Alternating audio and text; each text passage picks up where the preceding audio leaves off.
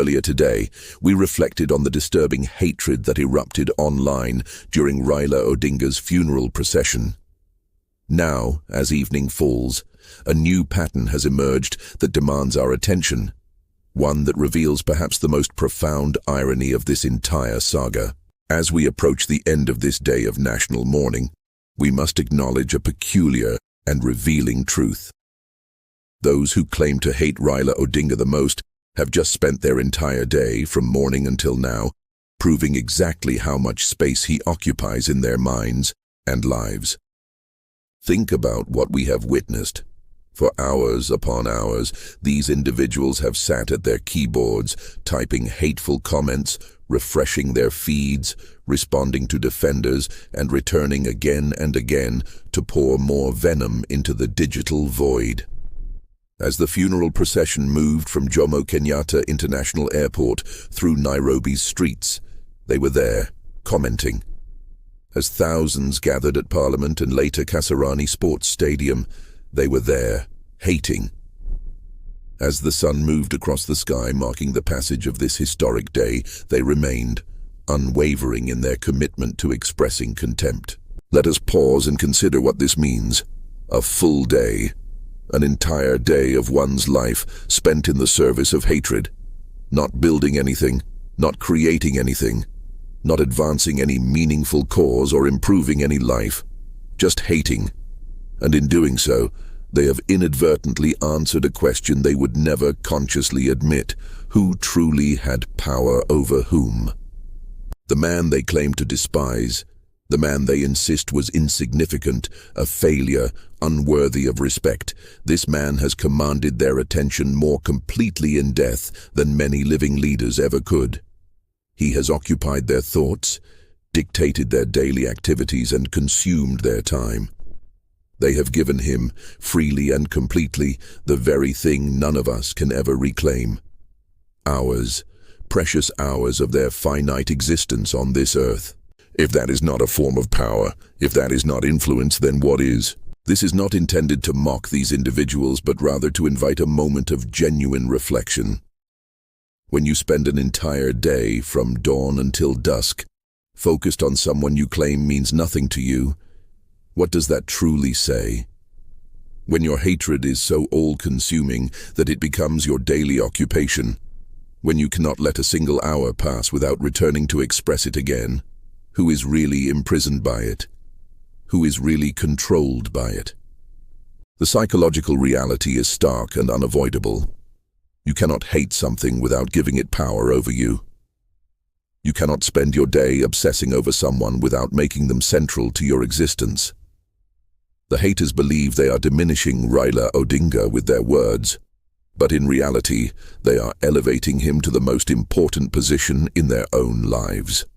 He is the first thing they think about in the morning, the focus of their afternoon, and apparently still occupying their minds as evening falls. And here is what makes this even more remarkable. The pattern continues. Even now, as the sun sets on this day of mourning, the comments keep coming. The same people, the same anger, the same inability to simply let go and move on with their lives. They cannot stop. It is as if they are compelled, driven by something beyond their control, to continue feeding this beast of their own creation. In their relentless persistence, they reveal a truth they would rather hide. Raila Odinga, even in death, perhaps especially in death, remains the most compelling figure in their political consciousness. He has captured not just their attention for a moment, but their time, their energy, their entire day, and apparently their capacity for self-awareness. One must wonder, what could they have accomplished with this day? What relationships could they have nurtured? What projects could they have advanced? What joy could they have experienced? What peace could they have found? Instead, they chose to sit in the darkness of their own hatred, hour after hour, typing words that will be forgotten tomorrow, while the man they hate is being remembered by millions. There is a Kenyan proverb that seems particularly relevant here. The one who throws stones at every dog that barks will not reach their destination. These individuals have spent their day throwing stones, and in doing so, they have gone nowhere.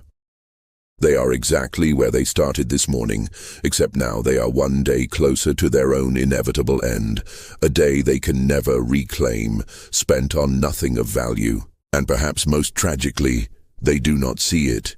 They believe they are winning some battle, making some point, defending some principle. But all they have really done is demonstrate their own captivity. They are prisoners of their own hatred, and Raila Odinga, resting now in honored remembrance, holds the key. As we close this day and prepare for tomorrow's continued mourning, we must ask ourselves, is this how we want to spend our days? Is this the legacy we want to leave? When our own time comes, as it inevitably will, do we want to be remembered as people who spent their precious hours hating, or as people who used their time to build, to love, to create something meaningful? The choice, as always, is ours. But we cannot make that choice until we first acknowledge the cage we have built around ourselves. The haters have had all day to reflect on this. One wonders if any of them will. Rest in peace, Raila Odinga. You have proven, even in death, that true influence is not about making people love you. Sometimes it is simply about making them unable to ignore you, unable to think of anything else, unable to spend even a single day without you occupying the center of their world. To those who spent today hating, we say this gently but firmly: he won. Not the elections, perhaps, but something far more profound. He won your day. He won your attention. He won your time. And he did it without even being alive to enjoy the victory. What an extraordinary legacy that is.